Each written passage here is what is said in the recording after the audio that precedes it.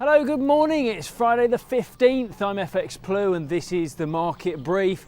So the realisation of a deep recession seems to have hit home and sterling slipped to a 6-week low around 121.65 against the dollar yesterday.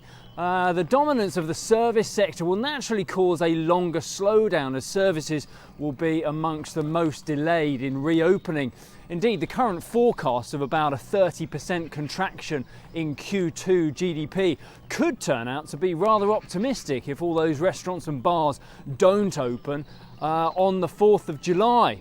So we should probably give a thought for Rishi Sunak, because that kid's only been in the job a few months and coronavirus has already crushed his dreams of delivering the first expansionary budget in a long time. And yes, his giveaways have been well received, but will he be up to the challenge of how to pay for it all?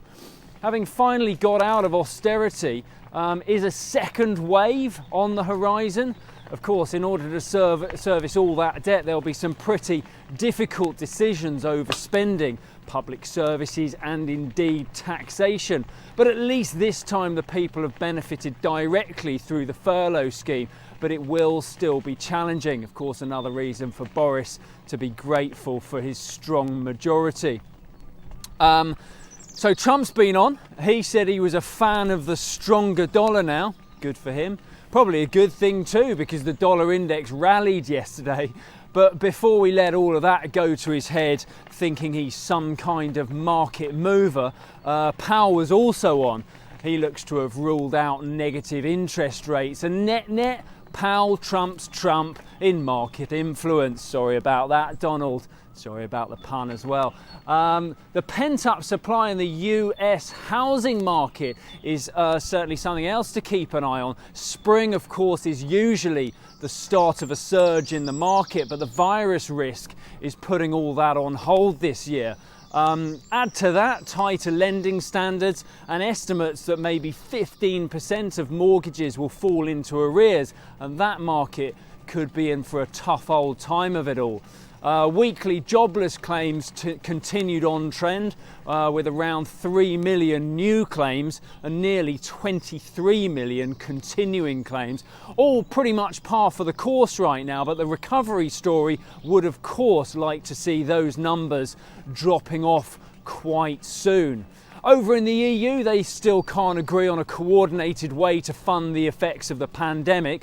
The recent ruling by the German Constitutional Court is being labelled in several ways, but convenient seems to be sticking.